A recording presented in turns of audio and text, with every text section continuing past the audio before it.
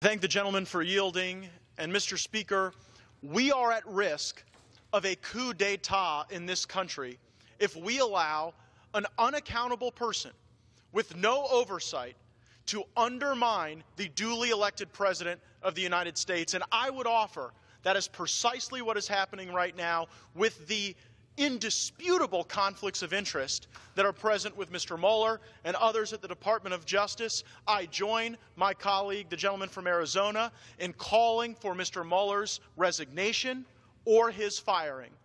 Moreover, we absolutely have to see the Department of Justice appoint a special counsel to look into the Clinton Foundation, the Uranium One deal, and the Fusion GPS dossier that I will now have the opportunity to discuss. I really don't know who's investigating the Uranium One deal right now. I know that in July, the chairman of the Judiciary Committee, along with 20 members of the Judiciary Committee, sent a letter to Attorney General Sessions asking who would be looking into these critical questions, demanding that a special counsel be appointed to conduct a thorough review. And it is extremely disappointing that the chairman of the Judiciary Committee and my fellow members have received no response from the Department of Justice as to that letter. I don't know whether the Attorney General's recusal on matters related to Russia impacts, influences, or in any way covers the Fusion GPS challenge and the incredible threat to national security raised by the Uranium One deal. I do know that there's no world in which Mr. Mueller could potentially investigate these matters.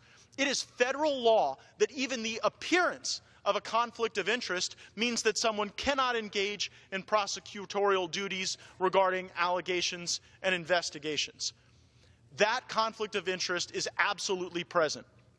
As early as 2009, the FBI knew that we had informants alleging corruption into United States uranium assets. There were allegations of bribery, kickbacks, extortion.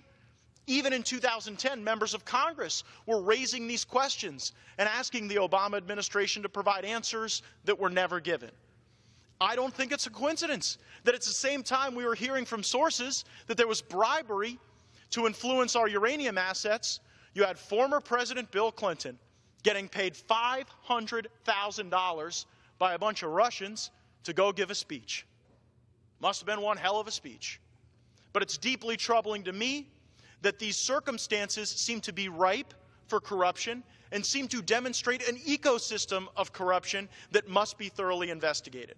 Now, why can't Mr. Mueller and Mr. Rosenstein conduct this investigation? First of all, Mr. Mueller was the head of the FBI in 2009.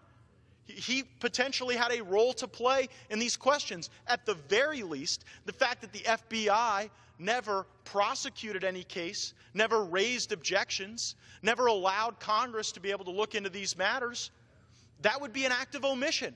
So at best, there is an omission that creates a conflict for me. At worst, there might have been actual malfeasance or active negligence. And in those circumstances, we need fresh eyes and clear eyes to give the American people confidence that our justice system is in fact working for them. But it's not only the Uranium One deal that gives us a great deal to question. We also have this Fusion GPS dossier, which we've now learned that the Democratic Party was paying for. The Democratic Party was out paying people to stir up this salacious and inaccurate dirt on President Trump both before and after he was elected. In his own testimony before the Congress, Mr. Comey said that these allegations were salacious and could not be relied upon.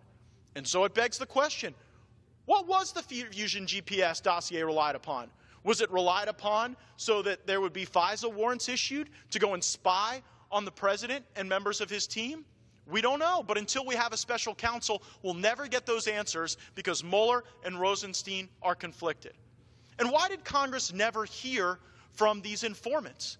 Well, it's no surprise to me that you actually have Mr. Rosenstein's name on the signature block of the pleadings that sealed the information that could have shed light on this entire scandal. But we didn't have that opportunity. Now look, it may very well be that these were simply acts of negligence, acts of omission or oversight. And if that's the case, let's get someone in who can give us the answers, because certainly the people that are there now cannot give us answers, and they have these tragic conflicts of interest. The American people are well aware that the Clinton Foundation functioned largely as a money laundering organization to influence the State Department and to ensure that there were special people with special access and special relationships to the Clintons that got special treatment. That is not an America that abides to the rule of law. And as a member of the Judiciary Committee, we have to see the rule of law held up and cherished. We're a model for the world. But if we have circumstances where our president, who was elected, is undermined as a consequence of these things, if we do not replace Bob Mueller with someone who can come in absent of association with the individuals who may be implicated, then I fear this great special place that we hold in the world may be diminished. And so I have introduced legislation. I'm very pleased that my colleagues have joined me in sponsoring that legislation, calling for Mr. Mueller to resign. I've also called for a special counsel to be appointed. And to my colleagues on the other side who say, well, hey, there were a variety of agencies that were involved in approving the Uranium One deal.